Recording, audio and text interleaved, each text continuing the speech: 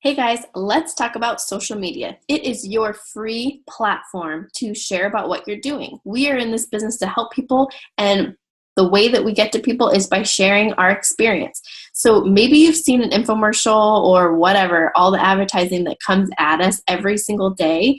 And what sells the most? Your story. So I'm going to give you some tips today on how to share your story and how to come across as motivating and empowering so that people want to join you and that you don't feel like a salesperson. We're not in this to sell things, we're in this to help people. So use social media as your number one tool to reach people. It is the fastest growing thing in our world right now, in a way to connect with multiple people all over the world, but for Beachbody in this country, because this is where Beachbody is right now. So first off, you need to look at your Facebook page as your brand. It represents who you are, what you have to offer. So show that. Show the best side of you. That doesn't mean you're going to be perfect every day. We're not perfect every day. But be careful what you post on there. You want to be adding value to everything you post. Are you going to talk about Beachbody in every single post you make? Heck no, please don't. That will be a huge turn off to family and friends. That is not what I suggest you do. I heard at a leadership Beachbody meeting about this idea of sprinkling in what you do as a Beachbody coach into social media every day. So how does that look? I provided a template for you that shows specific ideas of posts that coaches have made on ways to sprinkle in the business, their upcoming challenge groups, the products, things like that, without saying, hey guys, look at me, this month this is what I'm selling because it's on sale, and posting a stock photo of T25. That is not what we want you to do. So take some time to look through. I know that today there's a lot of information about do's and don'ts and how to work Facebook versus how to work Instagram. So just soak it all in. And at the end of the day, if you have one account that is way better than the other, then go with that first, because you have this warm market right now. You have all these people that you've come out of the closet to about being a Beachbody coach, right? That was day one homework. And they know what you're doing now. So now you need to use social media as a way to reach them, to speak to them. Think about, who is your ideal challenger? Who are you wanting to help? For me, it's other moms. I'm a busy mom. I got a lot on my plate. I have a hard time losing weight and keeping it off. Beachbody changed my life with that. So that is the story that I tell over and over and over again in different ways on social media. Take a look at certain people's pages. Find coaches that sound like you, that have a similar brand to what you're trying to offer, that have a similar niche market to the people that will be your niche market, so that you can kind of learn from the best. I have learned everything I've done as a coach from top coaches. I follow top coaches. I take trainings from top coaches. I listen to what they say and do in their business, and then I implement it into my own business. You can use that same idea with social media.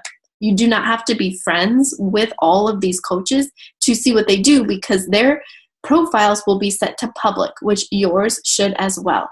I know that that scares some people because, not everybody wants to be so public on social media about their lives. And I totally understand that. I used to consider myself a Facebook stalker. I would scroll and I would look at everybody's stuff, but I never posted.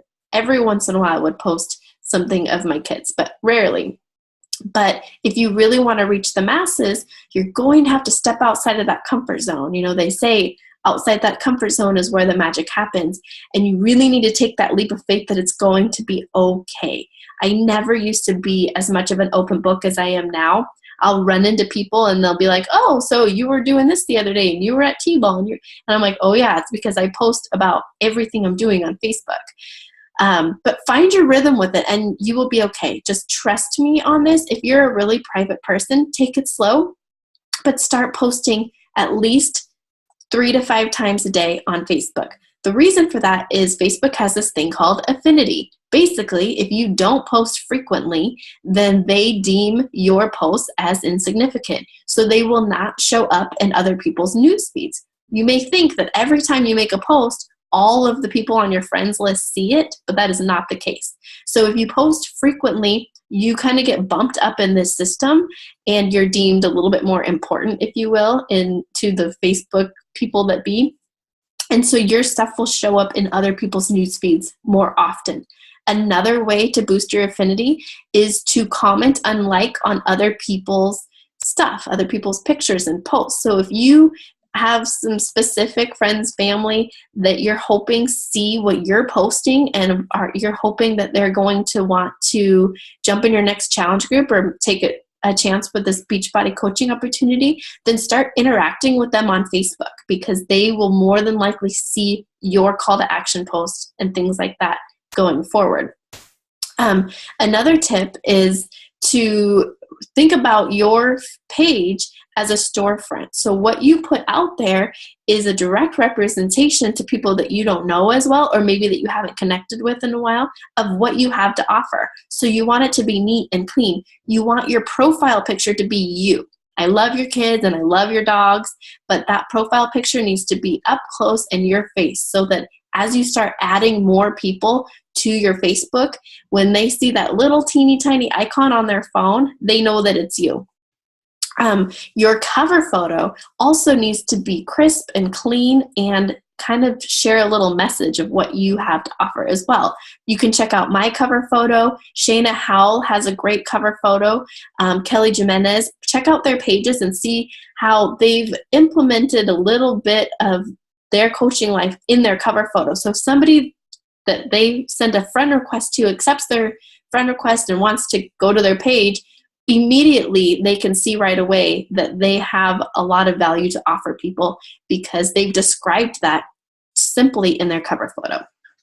I'm not going to go into all the do's and don'ts, because I wrote those out for you guys in the text. So please, again, take time to read that.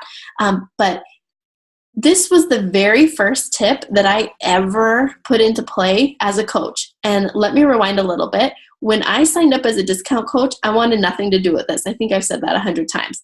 But my coach said, hey, I know you say you don't want to do this, but if I can tell you one thing that will help you in the future, just in case you change your mind, Facebook affinity. Start posting all the time, and it will help your business in the future. And she was so right. I did that. I didn't want anything to do with the business, but I thought, hey, what if I change my mind?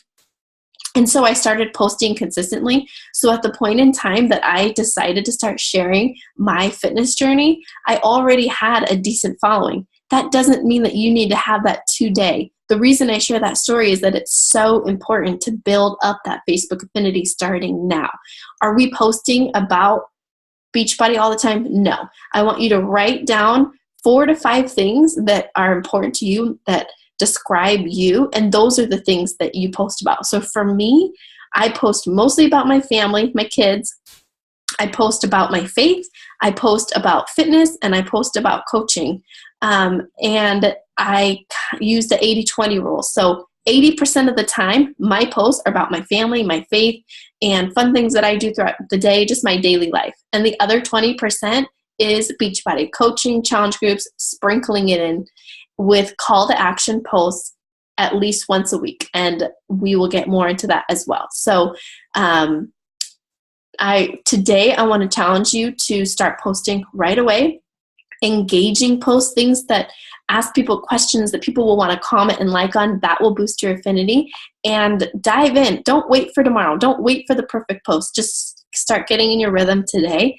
And trust me, even by next week, your call to actions will start getting a little bit more traction as you go forward. So good luck. If you have any questions with that, don't hesitate to ask. I know it's a lot of information today, and you guys are doing awesome. Thank you.